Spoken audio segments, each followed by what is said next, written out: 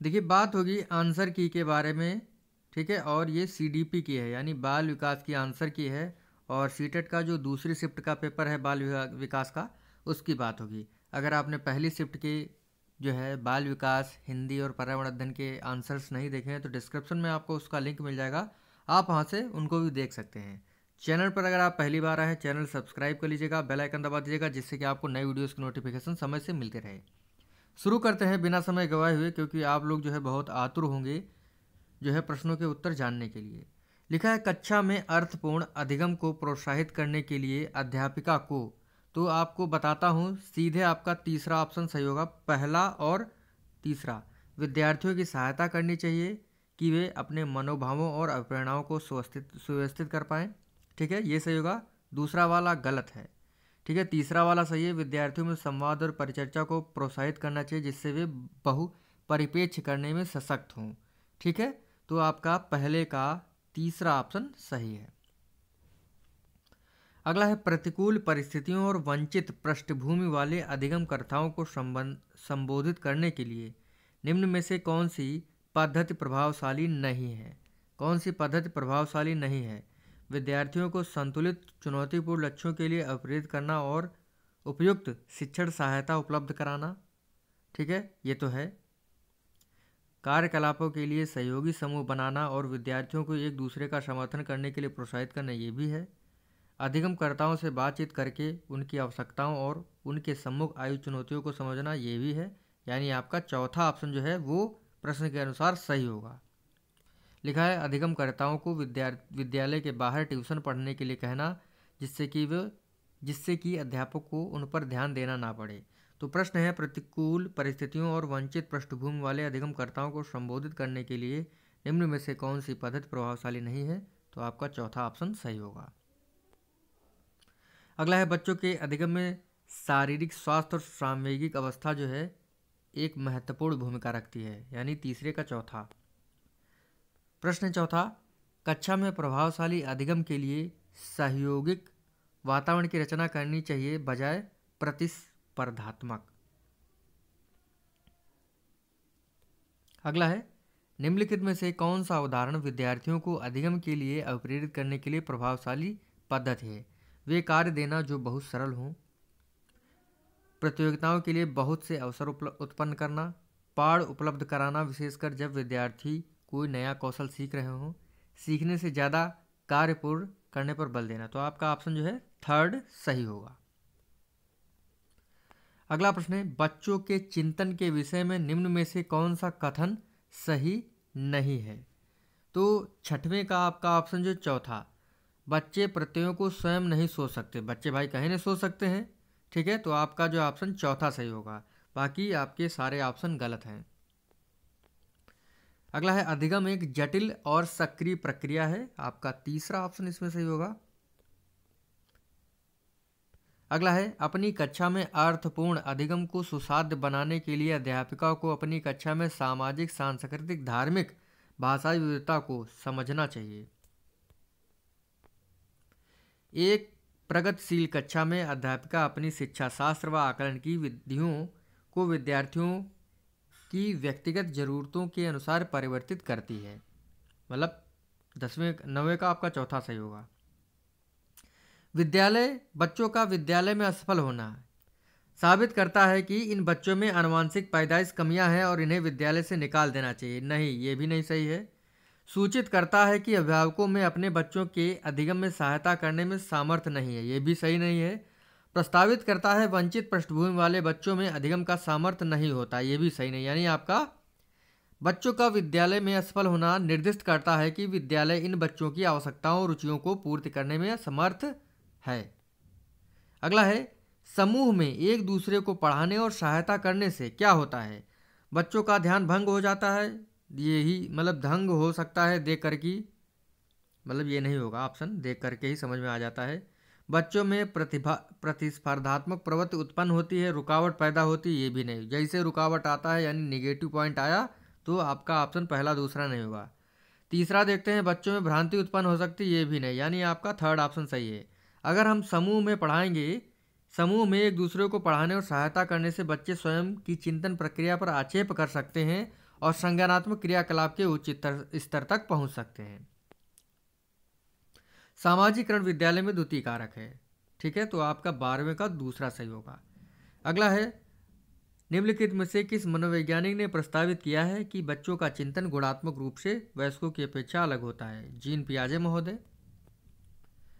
अगला है, विकास के विषय में कौन सा कथन सही है? तो आपका ऑप्शन जो है 14वें का तीसरा सही होगा। बच्चों के विकास में बहुत ही सांस्कृतिक विविधताएं होती हैं। अगला है, निम्नलिखित में से मध्य बाल्यावस्था की अवधि का मुख्य प्रमाण चिन्ह कौन सा है? तो इसका ऑप्शन आपका सही होगा 15वें का चौथा, तर्क संगत विचारों का विकास जो प्राकृतिक रूप से मूर्त होता है। जीन पियाजे के अनुसार बच्चे अमूर्त संक्रियात्मक अवस्था में क्या करते हैं? परिकल्पित निगमनात्मक तर्क और प्रतिज्ञप्ति चिंतन करने में समर्थ होते हैं। अगला है, लॉरेंस कोहलबर्ग की नैतिक विकास के सिद्धांत के अनुसार व्यक्ति किस अवस्था में, जब वह विश्वास करता है कि वर्तमान सामाजिक प्रणाली को सक्रियात्मक पूर्व बनाए रखने से धनात्मक मानवीय संबंध और सामाजिक वर्ग सुरक्षित रहता है? चौथा ऑप्शन होगा आपका। ठीक है,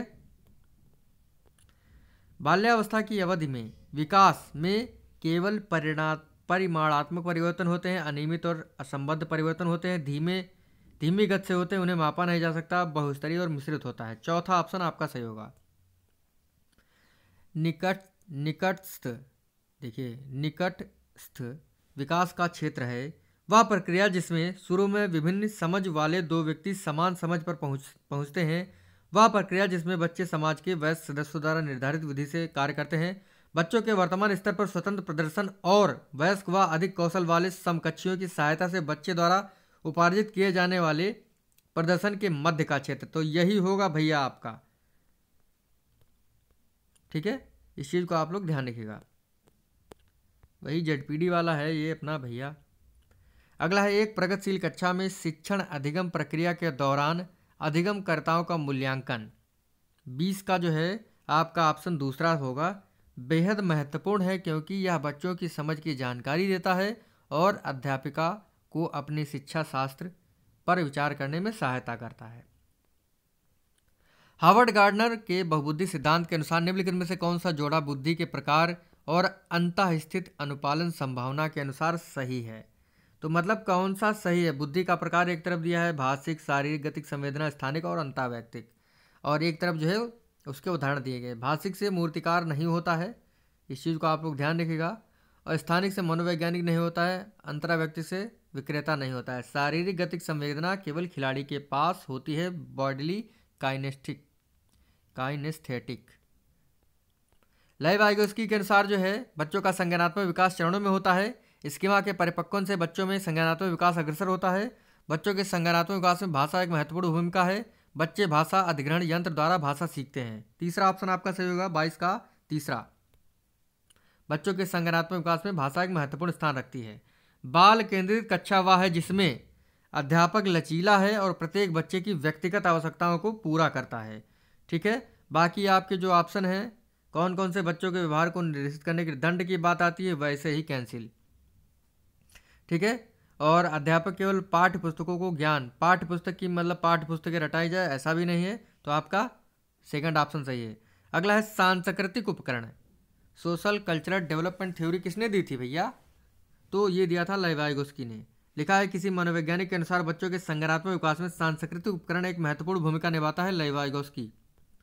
कक्षा में सभी लिंगों में जेंडर रूढ़िवादिता कम करने और विकास के विस्तार की संभावनाओं को बढ़ाने के लिए प्रभावशाली पद्धति कौन है? एक ही लिंग के योग्यता समूह बनाना नहीं, पहले ऑप्शन गलत। क्रियाकलाप के लिए मिश्रित लिंग समूह बनाना और विचार विमर्श को प्रोत्साहित करना, मतलब यही सही है आपका।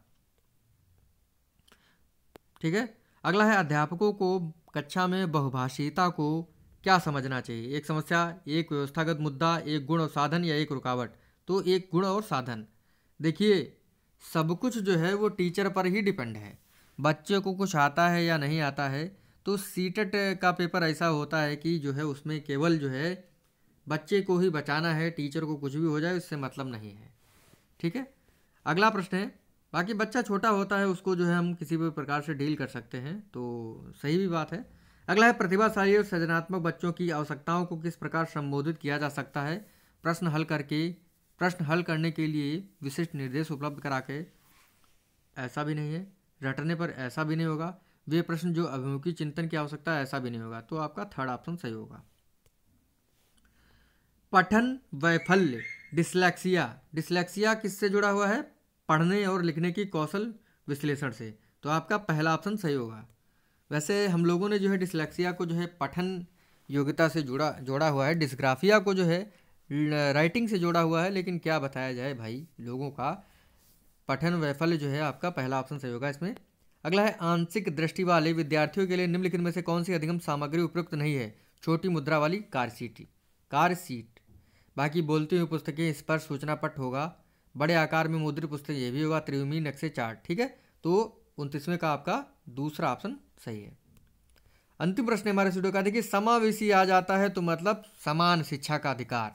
समावेशी शिक्षा के पीछे अंतर्निहित विचार है, तो आपका दूसरा ऑप्शन सही है। दार्शनिकता की सभी बच्चों को नियमित विद्यालय में समान शिक्षा पाने का अधिकार। तो आपका ऑप्शन दूसरा सही होगा। तो इस प्रकार से 30 प्रश्न जो है बाल विकास के यहीं पर समाप्त होते हैं। मिलते हैं आपसे अगले वीडियो में। थैंक यू फ्रेंड, धन्यवाद। पिछली वीडियो देखना मत भूलिएगा, आंसर कीज है। ठीक है, तो थैंक यू फ्रेंड्स।